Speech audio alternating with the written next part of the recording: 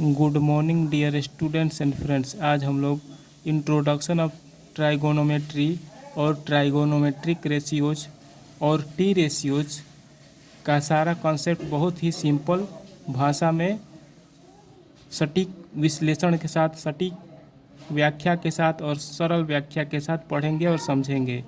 आज का यह कॉन्सेप्ट सीरीज क्लास 10th के बच्चों के लिए है और चैप्टर NCERT मैथ के चैप्टर 8 एक्सरसाइज 8.1 के लिए है। अतः ध्यान से समझिए। मैंने अपने पिछले वीडियो में एक्यूट एंगल के बारे में समझाया था और समकोण त्रिभुज किसे कहते हैं उसको भी अच्छी तरह से आप लोगों को बताया था। फिर से हम लोग पुनरावृत्ति कर लेते हैं, समझ लेते हैं। एक्यूट एंगल मतलब न्यून कोण। जो कोण, मान लीजिए कि x कोई कोण है, मान लीजिए x कोई कोण है,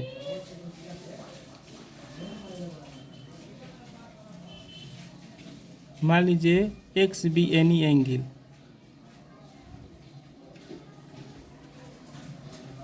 यदि यह 0 डिग्री से बड़ा होगा और 90 डिग्री से छोटा होगा तो x को न्यून कोण कहा जाएगा। If x be greater than 0 degree and less than 90 degree then we called x acute angle। x को हम लोग acute angle कहेंगे। acute angle का एग्जाम्पल्स देखिए। इसका एग्जाम्पल 0 डिग्री क्या एक्यूट एंगल है? 0 डिग्री एक्यूट एंगल नहीं है। यह शून्य कोण है, 0 एंगल है, एक्यूट एंगल नहीं है। एक्यूट एंगल 1 से स्टार्ट होता है, 1 डिग्री, 2 डिग्री, 1.5 डिग्री, 2.5 डिग्री, 1.5, 1.6 से लेकर के 89 डिग्री तक रहता है। 89.9 तक हो सकता है। 90 डिग्री को एक्यूट एंगल नहीं कहते हैं। 45 डिग्री को एक्यूट एंगल कहा जाएगा। 75 डिग्री को भी एक्यूट एंगल कहा जाएगा। 41 डिग्री, 51 डिग्री को एक्यूट एंगल कहा जाएगा। मतलब कि जो एंगल 0 डिग्री से बड़ा होगा और 90 डिग्री से छोटा होगा वैसे सारे एंगल्स को एक्यूट एंगल कहा जाएगा। ठीक, अब हम लोग समकोण के बारे में पढ़ेंगे। राइट एंगल किसे कहते हैं? समकोण। तो 90 डिग्री को राइट एंगल कहते हैं। केवल और केवल 90 डिग्री को राइट एंगल कहते हैं। 90 डिग्री से कुछ भी बड़ा नहीं है, 90 डिग्री से कुछ भी छोटा नहीं। कोई पूछेगा कि 90 डिग्री क्या है तो कहिएगा कि समकोण है, राइट एंगल है। 90 डिग्री राइट एंगल है, समकोण होता है। ठीक, परीक्षा में पूछ देगा कि 90 डिग्री को क्या कहा जाता है तो कहिएगा कि 90 डिग्री को राइट एंगल कहा जाता है, अर्थात 90 डिग्री को समकोण कहा जाता है। ठीक, अब अधिक कोण के बारे में पढ़ लेते हैं। मान लीजिए let x be any angle. मान लीजिए कि x कोई कोण है। यदि यह 90 डिग्री से बड़ा हो, x क्या हो, 90 डिग्री से बड़ा हो, ग्रेटर देन हो और लेस देन हो 180 डिग्री से, तो x को ऑब्ट्यूस एंगल कहा जाता है, अधिक कोण कहा जाता है। यदि वैसा कोण जो 90 डिग्री से बड़ा हो और 180 डिग्री से छोटा हो वैसे सारे कोण को ऑब्ट्यूस एंगल कहा जाता है, अधिक कोण कहा जाता है। फिर से समझिए।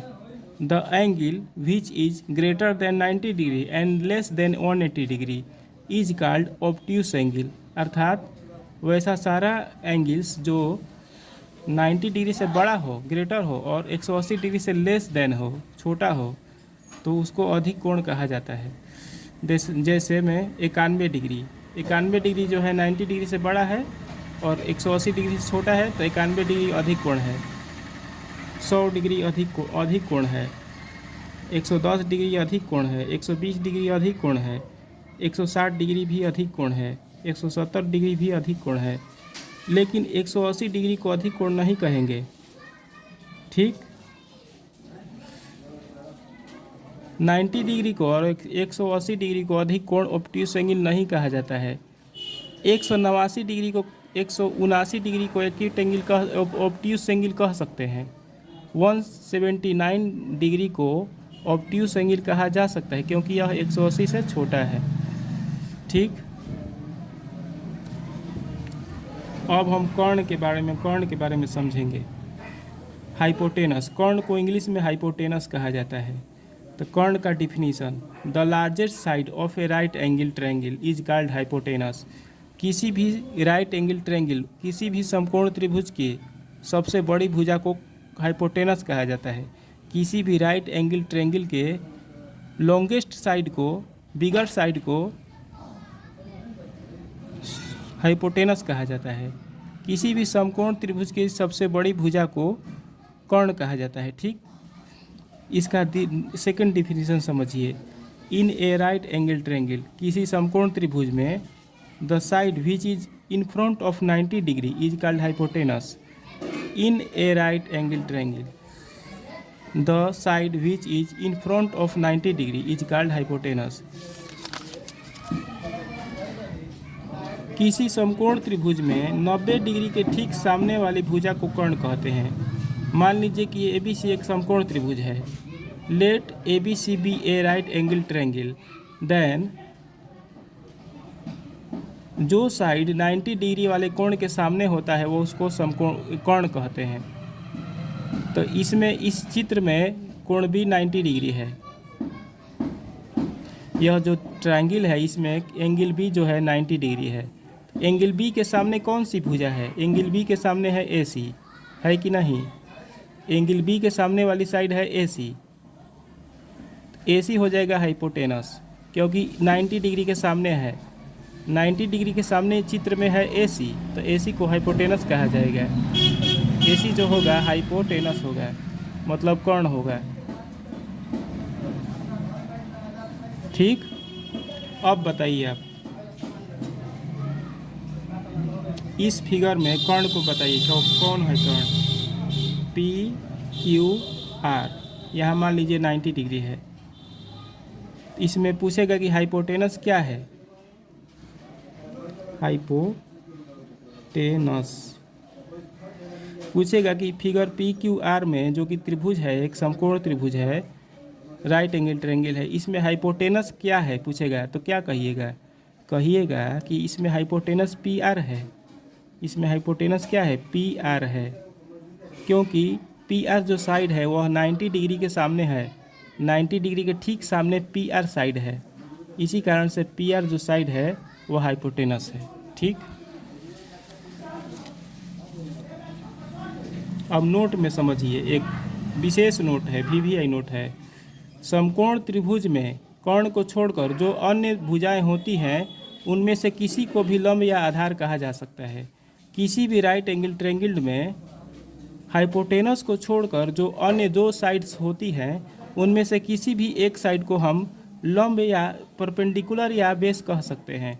फिर से समझिए, किसी भी राइट एंगल ट्रायंगल में हाइपोटेनस को छोड़कर जो अन्य दो साइड्स होती हैं उनमें से किसी भी साइड्स को लंब मतलब परपेंडिकुलर या बेस कहा जा सकता है। इसको समझिए चित्र के द्वारा। मान लीजिए एक त्रिभुज है, मान लीजिए ए बी सी है, इसमें कोण बी है 90 डिग्री।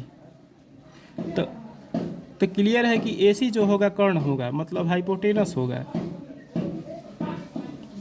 ए सी जो होगा हाइपोटेनस होगा क्योंकि ए सी जो है 90 डिग्री के सामने है, सबसे बड़ी भुजा है, इसी कारण से ए पी हाइपोटेनस होगा। लेकिन ए सी को छोड़कर जो हमारे पास दो भुजाएं हैं ए बी और बी सी, एक है ए बी, एक है बी सी।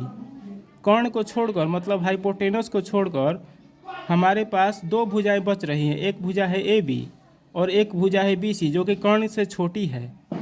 तो ए बी को परपेंडिकुलर या बेस कहा जा सकता है। ए बी को परपेंडिकुलर भी कहा जा सकता है और बेस भी कहा जा सकता है। पी मतलब परपेंडिकुलर और बी मतलब बेस, मतलब इस ए बी को लंब भी कहा जा सकता है और आधार भी कहा जा सकता है। इसी प्रकार से बी सी को भी, जो कि कर्ण से छोटी है, उसको भी लंब या आधार कुछ भी कहा जा सकता है। BC को परपेंडिकुलर या बेस कुछ भी कहा जा सकता है। ठीक, अब आगे समझिए।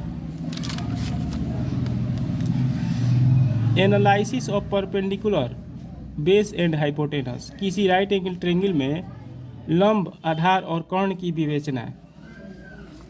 मतलब कि किसी भी राइट एंगल ट्रायंगल में लंब क्या होता है, कर्ण क्या होता है, आधार क्या होता है।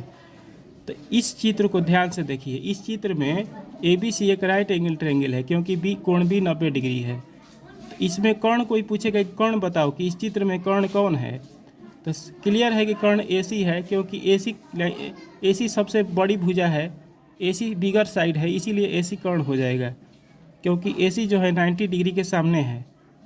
तो AC जो होगा हाइपोटेनस हो जाएगा। अब पूछेगा इस चित्र में लंब की क्या होगा, तो कहिएगा कि लंब मतलब परपेंडिकुलर को शॉर्टकट में P से सूचित करते हैं। इस फिगर में लंब AB को भी कहा जा सकता है या BC को भी लंब कहा जा सकता है। तो कोई पूछेगा कि इस चित्र में जिसमें कोण भी 90 डिग्री है, लंब क्या है, तो लंब AB भी हो सकता है और BC भी हो सकता है। ठीक, मतलब कि कुछ भी हो सकता है, दोनों स्मॉलर साइड्स में से कोई भी एक साइड परपेंडिकुलर हो सकता है। और BC मतलब बेस क्या होगा इसमें, तब कहिएगा कि कर्ण को छोड़कर दो शेष जो अन्य दो भुजाएं बच रही हैं उसमें कोई एक भुजा को आधार भी कहा जा सकता है। मतलब आधार AB भी हो सकता है और आधार BC भी हो सकता है। मतलब कर्ण को छोड़कर जो अन्य दो भुजाएं बच रही हैं उनमें से किसी भी साइड को हम लोग आधार कह सकते हैं। अब यह बताइए आप, मैं आपसे पूछ रहा हूँ, इस चित्र में